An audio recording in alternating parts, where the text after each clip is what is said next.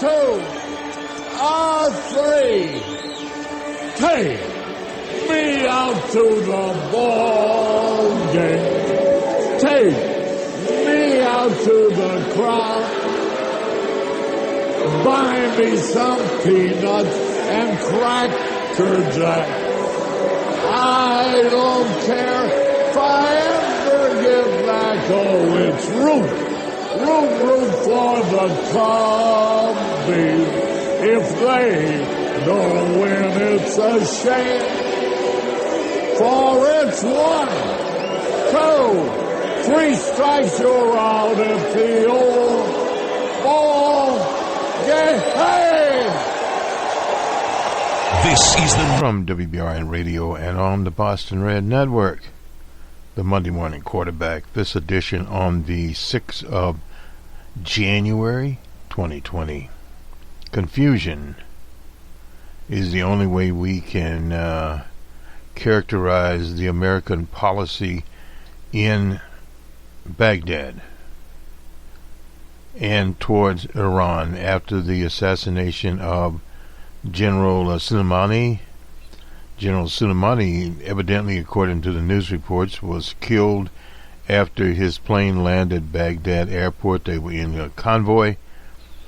He had a letter there from the Iranian government and also from Saudi Arabia on a plan to de-escalate tension. It could be called a peace plan.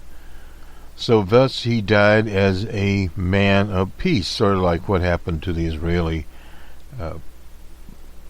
Prime Minister Peres. He also died.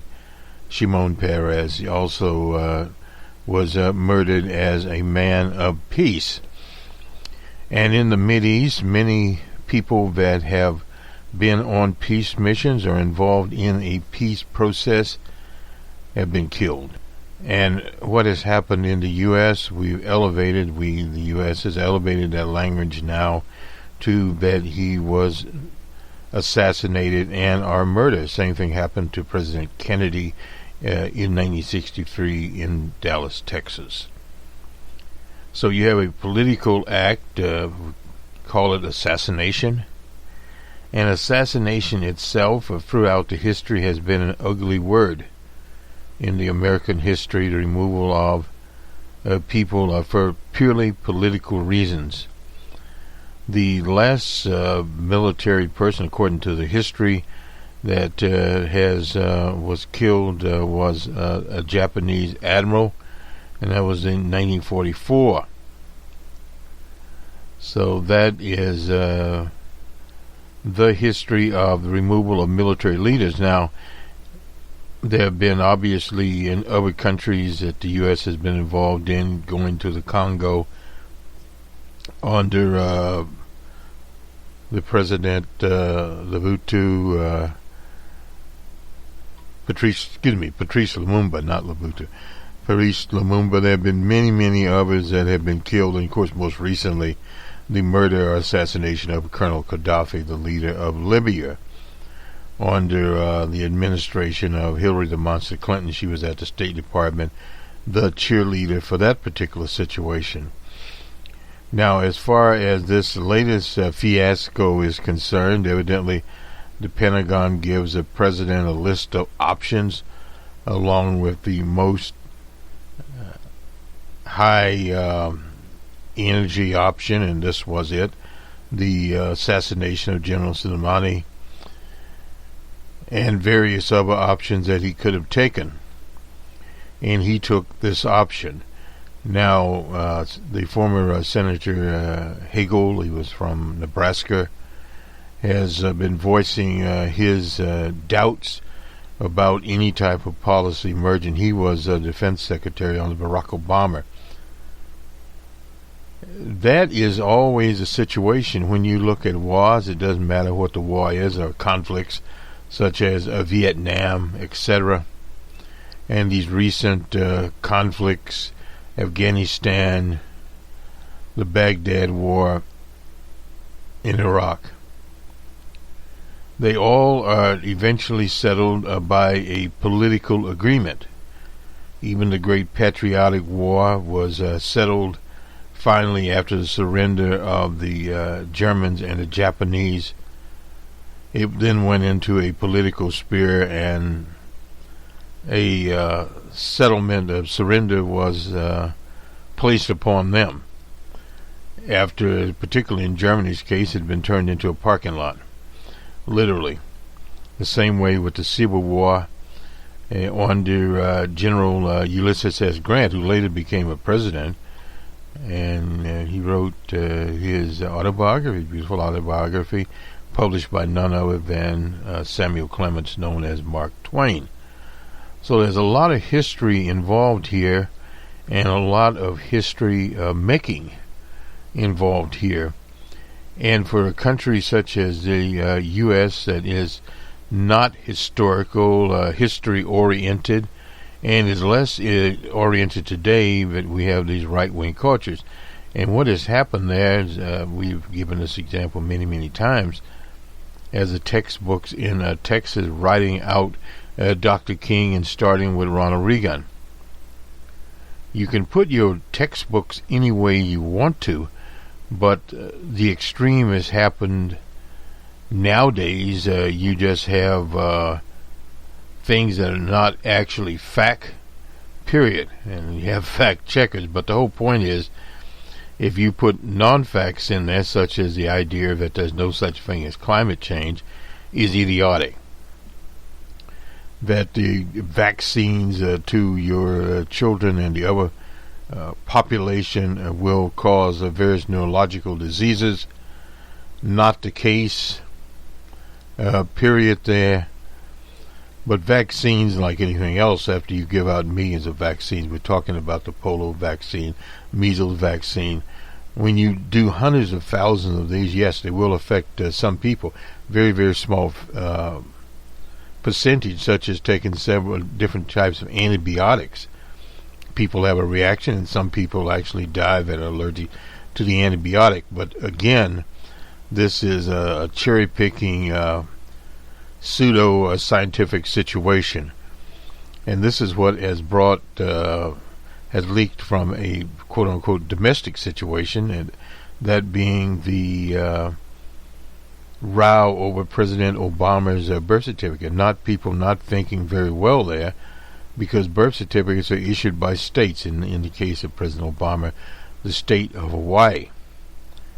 If the state of Hawaii had a birth certificate in the name of Jack in the Box Obama, he would have been Jack in the Box Obama, because they have the final word on that particular certificate. It was there.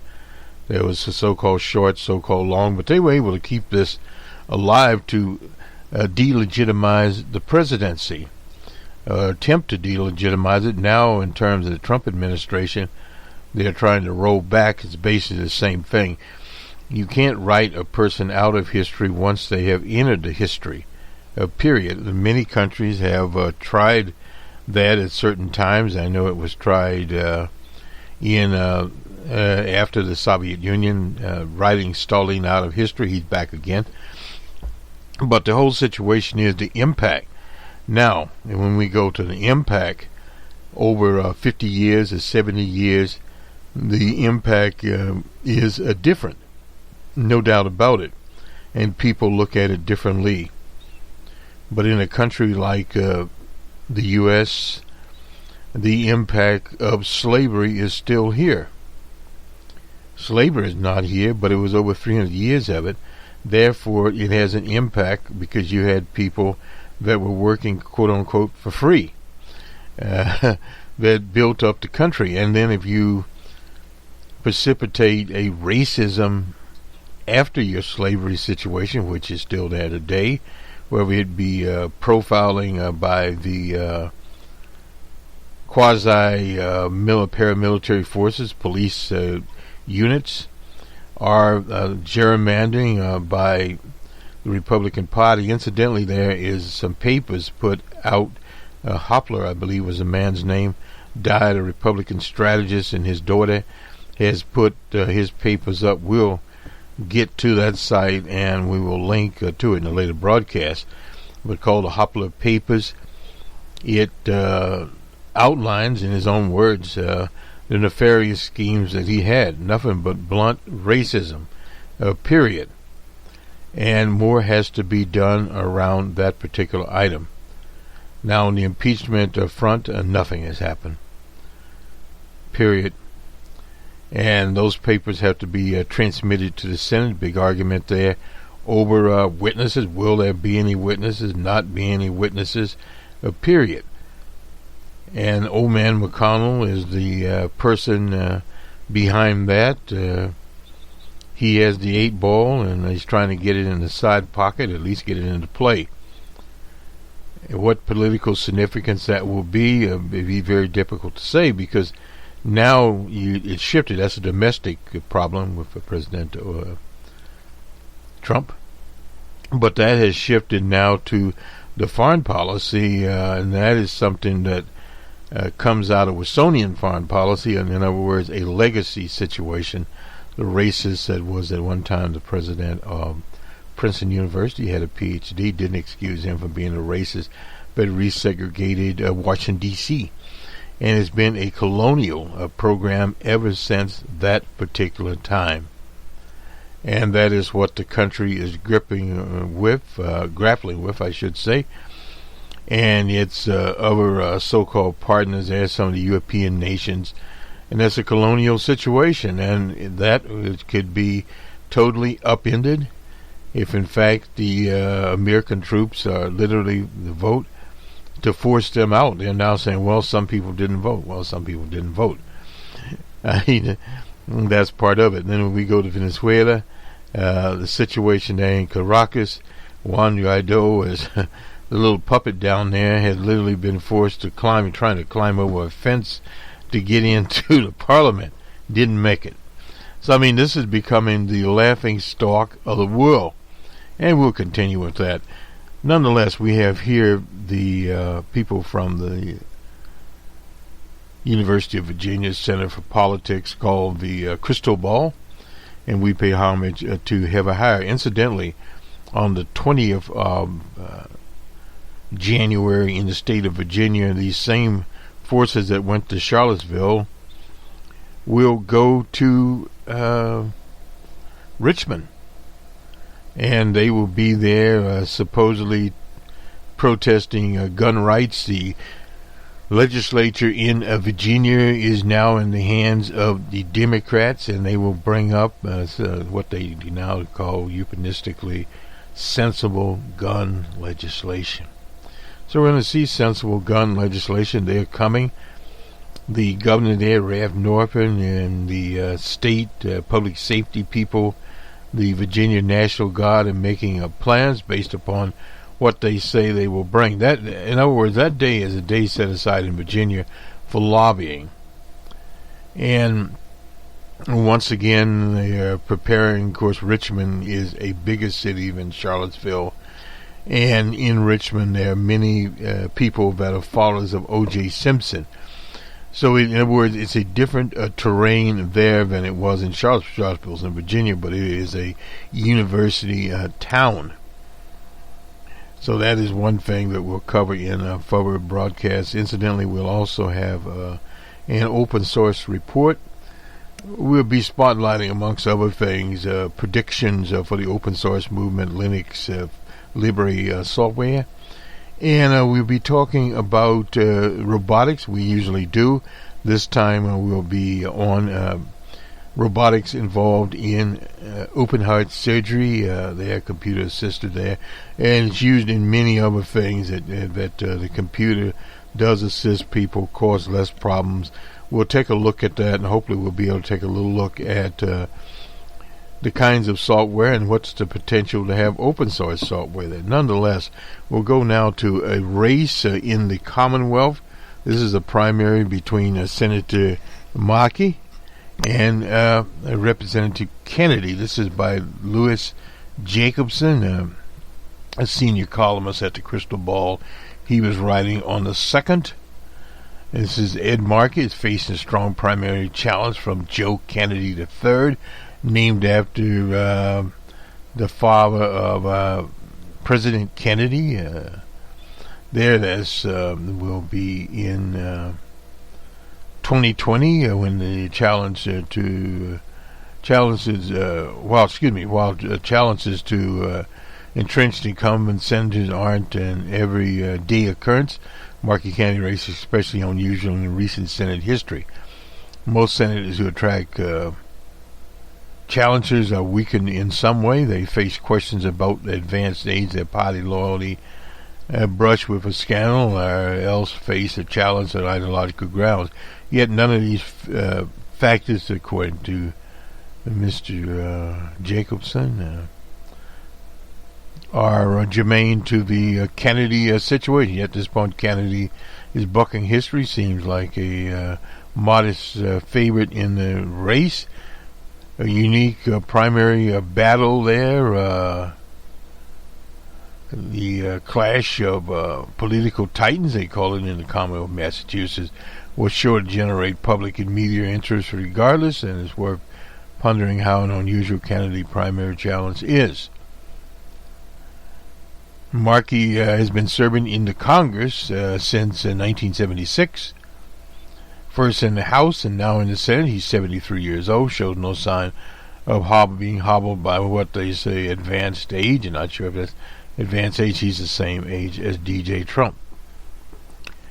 He sponsored the Senate version of the Green New Deal. The most recent 50-state senatorial approval survey by the Morning Consult, that's Politico, shows him, Senator Markey, to be popular with 51% of voting approval, just 25% disapproval. This is the 13th best showing of any senator in the nation. So why is candidate challenging Markey in the primary? It appears to be a combination of ambition and style. For Kennedy, the ambitious part is obvious. He is the grandson of Robert Kennedy and of the great nephew of John F. Kennedy and Ted Kennedy, each of whom served in the Senate from the Commonwealth. His father, Joe Kennedy II, previously served in the House. Kennedy III has already been elected 4 times to the House. The problem for ambitious Democrats in heavily Democratic or Republican states, a state like Massachusetts, is that the ladder to the top statewide offices is often blocked by longtime incumbents. That's from Steve Smith, a political scientist at the University, at Washington University in St. Louis. His specialization is the Senate. The probability of knocking off such an incumbent is low, so primary challenges are uncommon, but a candidate with ambition and non-zero chance of winning may come to a now or never decision. If Kennedy were to wait, a future Democratic primary could see high-powered contestants like the Attorney General Heatley there, our Representative Sepp Martin, or Ayanna Pressley. That is according to Maurice Cunningham, a University of Massachusetts Boston political scientist. If an open door does not come up in 2021, it would most likely be 4 to 6 years or even more before a Senate seat opens. Polling told Kennedy that Markey is vulnerable and the possible candidate down the road are all formidable. As for style, Kennedy has a strong ability to channel populist anger than Markey. Markey is tending to be a technocrat workhorse in Congress, and one of the more enduring legacies from his House tenure is telecommunications policy. Not exactly the kind of industry that energized a grassroots, according to this article. The context of his challenge is visceral anger. Angry Massachusetts Democrats feel toward President Trump, frustration not being able to do very much about the way he conducts himself. That's according to a political scientist, Jeffrey Berry at Tufts University. They want their members of Congress to be fighters, to take Trump to the woodshed, give him a whipping. Senator Markey personally doesn't fit well into that. Markey's calm, reasonable, and those are good qualities in a political leader, but are not enough, at least for some voters here. It creates opportunities for Kennedy. Historically, though, political ambition, stylistic differences have not been sufficient to oust an incumbent senator. For this article, we tabulate the past 3 decades of Senate incumbents who faced more than a trivial primary challenge. So we found 36 incumbent senators since 1992 who have faced a primary in which the challenger ended up winning at least 30% of the vote. 3/4 of the challengers needlessly lost, and none of them were facing an incumbent as seemingly capable and popular as Markey. And essentially, every credible Senate primary since 92, the incumbent has been viewed as vulnerable because of apparent weakness, advanced age, scandal, etc. That was repeated there. In Markey contests, none of these typical incumbent Kennedy Markey contests or Markey Kennedy contests seem to be apparent. Another unusual factor about this race is that Kennedy will have to give up his House seat in order to make the challenge. It's pretty rare for a sitting member to challenge the senator in a primary. Robin Boatwright, a Clark University political science author of Getting Primary to the Changing Politics of Congressional Primary Challenges. We found a fewer than a dozen examples in the past 30 years. For his political skills, Kennedy likely would not be able to get away with challenging Markey if there were not for his famous name. Well, name does work out. There's probably not another resident of the Commonwealth who could give Markey a serious contest in either the primary or the general election. That's Richard Coyne, the author of the Almanac of American Politics. Now let's look at some races here. In 1992, we had Alan Dixon, and the challenger was Carol Moseley Braun. Hit it right in a minute here. Challenger won the general election, yes. And then we go to the Kansas contest here. Shirley Frum, and the challenger there was Sam Brownback, who later became the governor, and he won the race. And then we go to New Hampshire in 2002. Bob Smith, old Bob Smith, John Sununu. Sununu won the race. And in Connecticut, we have Neil Lamont. I don't remember Neil Lamont. He ran against old Joe Lieberman, who was the VP along, that was the race of 2000, Al Gore, Tennessee.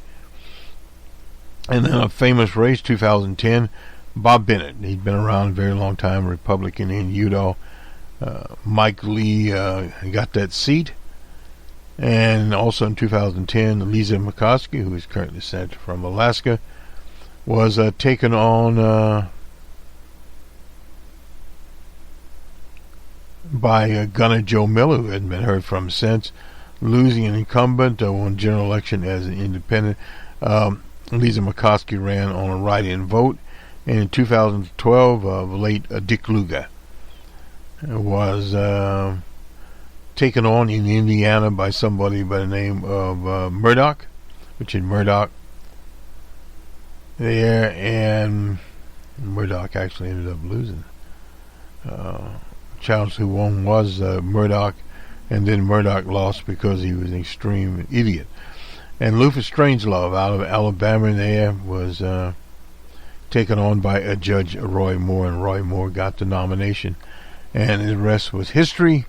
Alan Dixon, an old school known as Al the Pal, completed 2 terms in the Senate, faced dual primary challenges from Carol Moseley Brown from Chicago, the Cook County Recorder of Deeds, and deep pocket trial lawyer Alan Hofield. Dixon looked tired, old, and out of touch. He had a bored but a very shallow support, and had not had a tough race in more than 20 years. That's from another political science, and a scientist named Kent Redfield. Everyone, including him, didn't take the challenge seriously at first, and this allowed Hofield and Braum to get traction.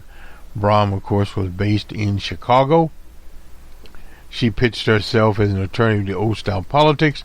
Race and gender were very important in framing her campaign and energizing her base. Redfield said Dixon took hits from voters to voting to confirm Clarence Thomas. Critically, Hofield ran a big TV ad campaign targeted at Dixon. It hurt the incumbent while effectively sparing Carol Moseley Braun, who went on to win in a very close race, 38-35 over Dixon, with Hofield securing 27% of the vote. And of course, in November, she won. And the race there in Kansas was to succeed Robert Dole, who later went on to make commercials for Viagra. And then the matchup reflected a growing rip in the Kansas GOP between moderates and conservatives. That's from another political scientist, Bernadette Loomis. Braun was considered competent but not well known, as Brownback was a dynamo amongst. He was a social conservative, later would become governor and bankrupt the state. Bob Smith won an open seat in 1990 when winning the Senate primary in New Hampshire was paramount to winning in November. He was accidentally re-elected senator in 96 after pre-election polls, exit polls had predicted he'd lose to former Representative Richard Swift. Smith was seen as too socially conservative, anti-abortion for even New Hampshire, who was trending towards libertarianism and physical conservatism. Smith complicated matters further when he ran for the nomination that was in 2000 GOP nomination. And then he flipped to an independent and finally dropped out of the race. The episode soured many New Hampshire GOP types who saw Smith as unelectable. That's according to Andrew Smith, director of New Hampshire Survey Center. Party elders turned to Sununu to challenge him. Sununu was well respected and more moderate than Smith. Also, Gold, last name thanks to his father. Oh yeah, John Sununu, who was around with Reagan. And then Joe Lieberman had been a national figure, of course, at Algo. We already talked about this. The Democrats decided to challenge him, and Kevin Rennie, a former New Hampshire GOP legislator and commentator, counsel willing to spend part of his family fortune. There's Neil Lamont, a wealthy type then, been around trying to get something done.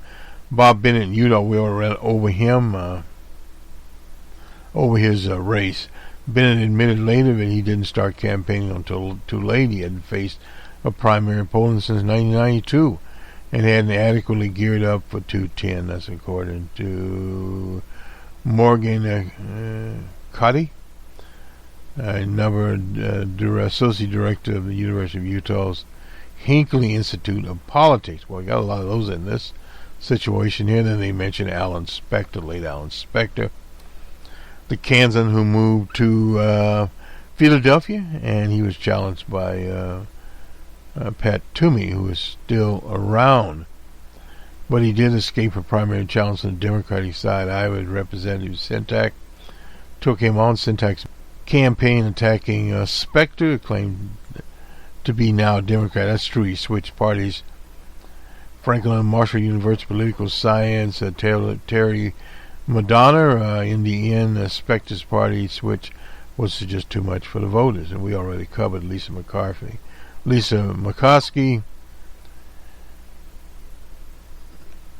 And this was a race here that was won back.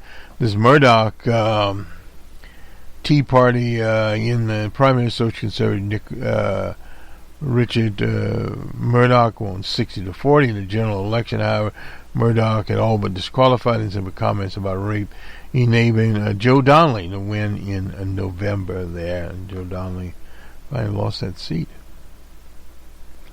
Luther Strangelove replaced Beauregard Sessions. Sessions trying to get his job back now, and Doug Jones came out of the whole situation there. So these are some that they name. It's kind of interesting here.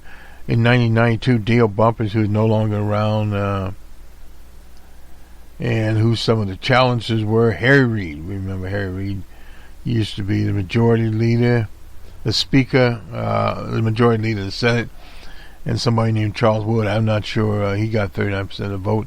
We talked about Alan Spector already, and And in 1994, Chuck Robb, he was involved with the Johnson family, married one of LBJ's sisters. Anyway, Virgil Good got 34% of the vote. John Chafee was the incumbent there, and somebody named Robert Post got 31% of the vote. Strom Thurmond and his challenger Worley got 30% of the vote. John Warner used to be stalwart around Virginia, senator there. 34% of the vote there. Alan Spector, and it was 2004. Pat Toomey challenged to share the vote, was 49%. Lisa McCoskey and Gunnar Joe Miller. And old Gunnar Joe got 37% of the vote. Lincoln Chapin there, that's out of Rhode Island. The incumbent, the challenger got 46% of the vote. And remember Frank Lautenberg there, challenged to that. It was in 2008. He ran. Lindsey Graham, Buddy Witherspoon, remember that one there. Anyway, Michael Bennett, who is there now, Colorado, and Andrew Romanoff got 46. Race that the late great Jerry Pippin and I covered. John McCain was taken on by a former broadcaster named J.D. Hayward, who had been heard. He got 32% of the vote there.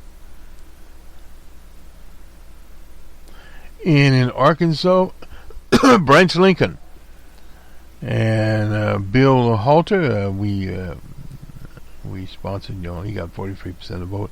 Orrin Hatch. And this is an interesting race here. This is Mitch McConnell in 2014. We covered Fancy Farm. His opponent was none other than the former governor, Matt Blevin. And Blevin got 35% of the vote. And in Mississippi, Fat Cochran, who is no longer there, left, and I believe he's dead now. There was a Tea Party person, Chris McDonald. He got actually 49% of the vote. And then had to run, and basically Cochran had to use the followers of O.J. Simpson, African Americans, to win that. And in Kansas, Pat Roberts in 2014, he was resting up there. Martin Wolf got 41% of the vote. And Brian Swartz out in Hawaii, yes, Colleen Hibiscus. We supported Colleen. She was 49% of the vote, very close race. And Lamar Alexander, who is now retired, Joe Carr, I don't remember him, 41% of the vote.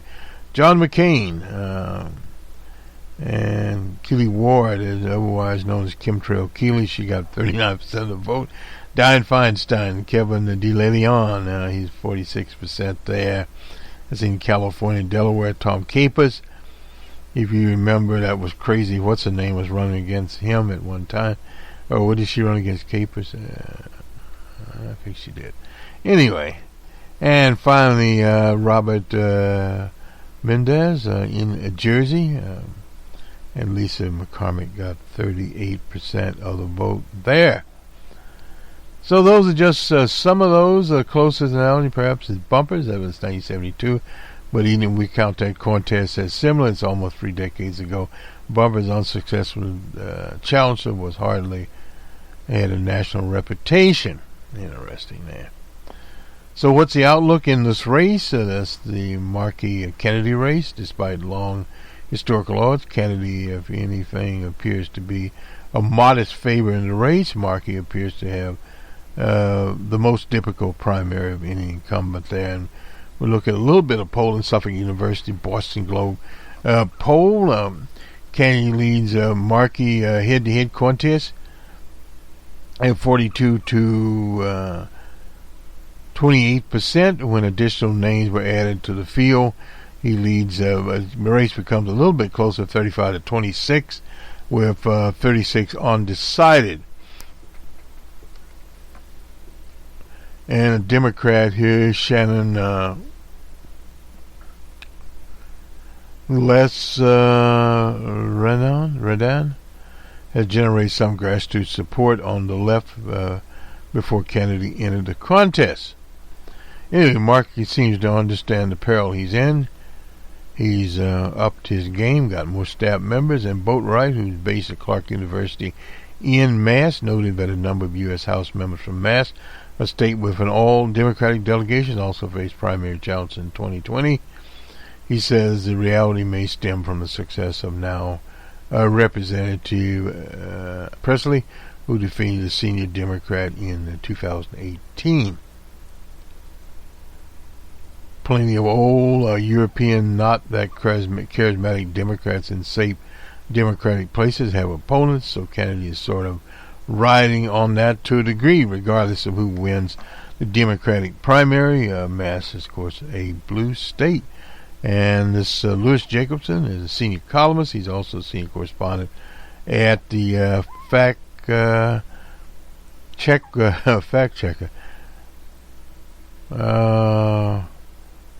PolitiFact.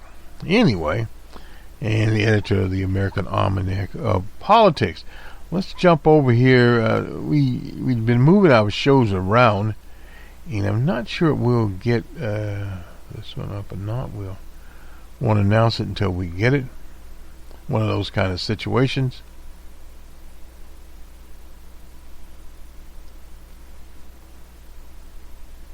Why are we not?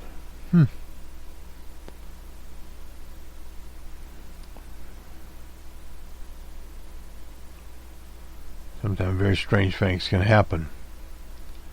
Anyway, Uncle Carl will have to be silent this time. We don't have him up here. But we do have, wait a minute here. Oh, we did have some polling here.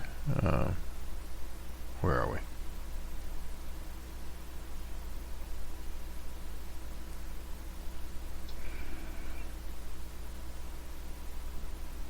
At the real politics, and then I believe we have one of these polls where we'll do a little deep dive in here.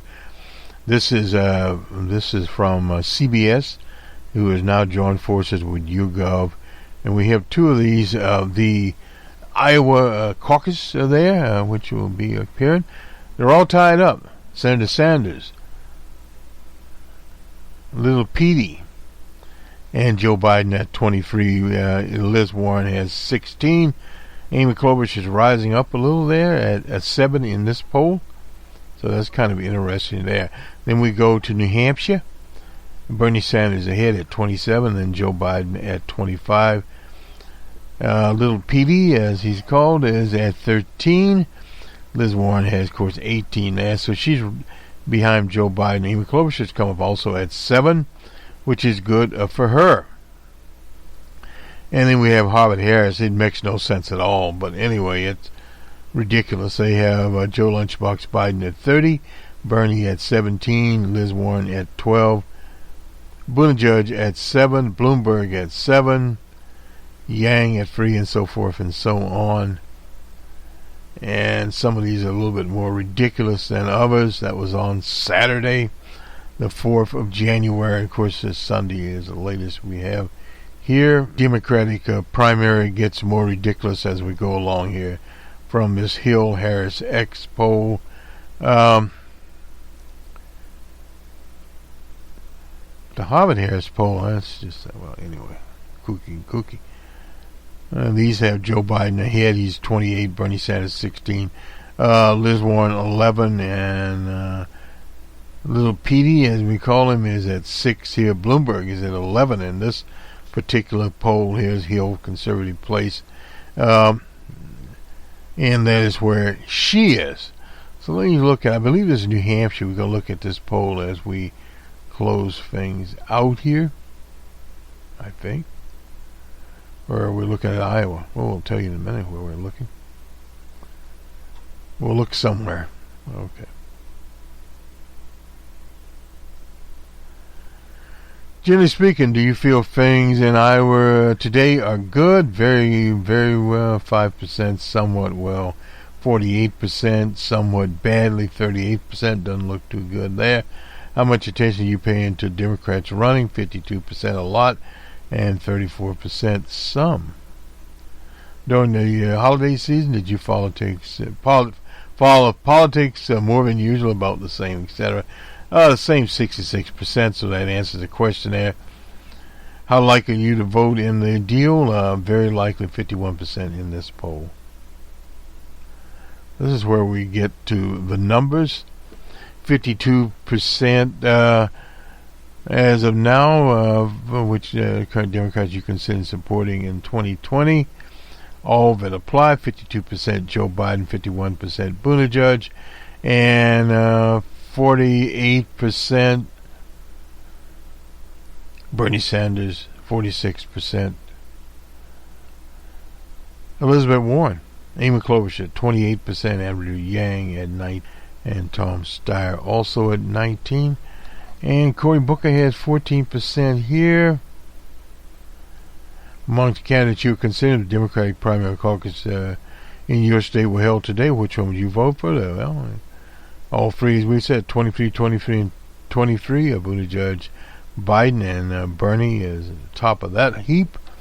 And then Liz Warren, and then Amy Klobuchar. Amy Klobuchar, doom, at fifth place. She needs to do a little better than that. And definitely made up their mind. Only 32% in this poll. This poll was taken the 27th through the 3rd of January. Probably made up their mind, 57%, so I'm a little bit set there. Probably end up changing my mind, 12%. That's still very high there. Who would be your second choice? Well, we get Liz Warren, 18, Joe Biden, and then Little Petey, and then Bernie. These are very close together from 15 to 18%. And Amy Klobuchar is at 12, so she's fairly close to Bernie. Bernie's at 15, so she's doing better there. Which qualities do you describe Bernie Sanders? Check all that apply. Exciting, 39%, boring, 14%, safe, 12%, risky, 42%, prepared, 39%, and principled, 42%. Joe Biden, principled at 39%, exciting at 14%, he's way down there. Boring, 26%, safe at 53%. Little Petey, exciting at 41%, boring at 18%, safe at 34%. Prince 43%. Liz Warren, exciting, 30%. Boring only 14%. Safe 22%. Risky 40%. Prepared 48%. And 41% there. Just guess what you would best describe Bernie Sanders' chance of beating Trump if he's the nominee. He would probably win 29%. Maybe he could win 41%. He'd be a long shot 30% there. We'll see if that changes or not. Joe Biden, he'd probably win 38%. Maybe he could win 49%. That is what they said of Joe Biden. Mayor Petey, 21%. Maybe 49% and 30%. Liz Warren, 24%. She could probably win 40%. Maybe she could win. A long shot at that there. And let's see, who else do we have?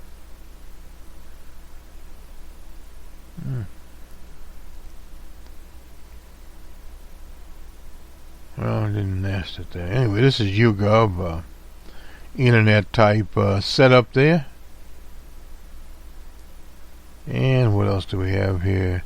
Raising money for that campaign. Should Democratic candidate accept large contributions? 22% refuse it, 31% doesn't matter, 47%, so they don't really care one way or the other.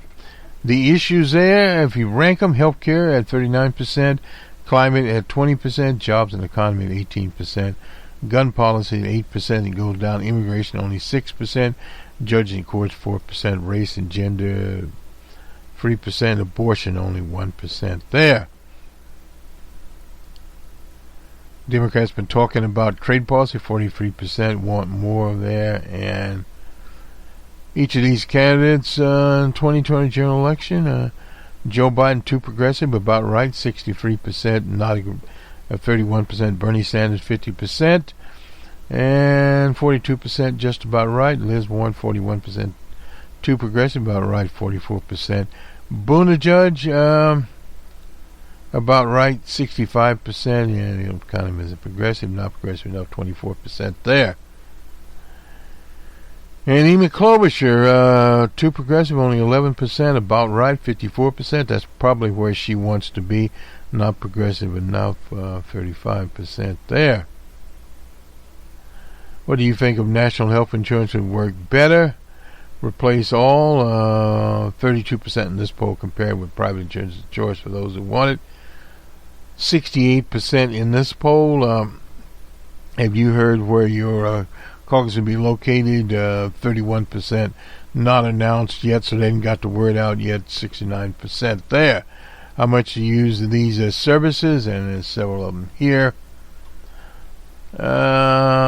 Facebook, Snapchat, and Instagram. A lot, 34%, some 9%. Twitter, 9%, a lot. 17%, somewhat. Not much. People don't use Twitter as much. I guess they left that to DJ Trump. Direct emails or messages from the campaign, 12%, 42%, some, and not much.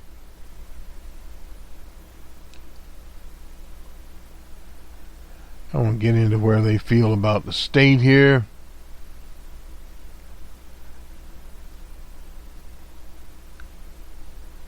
We already got the question whether or not they follow politics or not. These are the crosstabs. Sometimes would this be your first time participating in the caucus? It's kind of important. Their first time types are 41% of total, 37% male, 45% of females, 47% 18 to 40, 45 plus, 34% of them. Been to a caucus before, 59% was the total there. So we got an interesting situation. Democratic candidates considered as of now. Which are the current ones you would consider supporting in 2020? You can have more than one if you wish. And this is kind of interesting here. Anyway, 52% went for Joe Biden, 51% for Buttigieg, 48% for Bernie Sanders, and 46% for Liz Warren. 28% for Amy Klobuchar. Males, Amy Klobuchar got 31%, 41% for Liz Warren. You see where this is going. 47 for Bernie, 52 for Little Petey, and 50 for Joe Biden. Females, 53. Actually, Joe Biden is getting more females than males. Interesting there. And about a 50-50 on Buttigieg, 48-47. About the same with Bernie Sanders. And then we go down to Amy Klobuchar. Males, 31. So, in other words, the Democrats here, 51, 51, 48. This is Bernie and Liz, 46. Amy Klobuchar at 28. And likely voters party ID, they have 52% of Democrats, 51% of independents. That's for Joe Lunchbox Biden. 50 and 55. That shows that Mayor Petey, ex-Mayor Petey, I guess, is getting some independents in there. And Bernie Sanders at 48 and 48. Liz Warren, 47 Democrats, 41 independents. Have to work on a little bit. Amy Klobuchar, 28 all across the board. So she's attracting all of these in this pre-setting. Anyway, we'll wind it down at this point in time. This is Boston Red in the Jerry Pippin Memorial Broadcast booth, which you can take home. The Iowa caucus is very, very fluid. Someone asked me the other day who would win this. Well, very difficult to say. If you look at this YouGov CBS poll, all tied up in a neat bow tie. Well, I'm not sure how neat the bow tie is, but the bow tie is nonetheless there. We'll have to look around and see where it all goes, what happens. Here, one of those kinds of situations that we have, highly fluid, and people really don't know where the caucuses are. That's not as good as it could be. We'll have to do the Kansas City bus fare story a different time here, and we've done this one also. So this will do it for us. Have a good week ahead there, and we'll talk to you soon. Good day.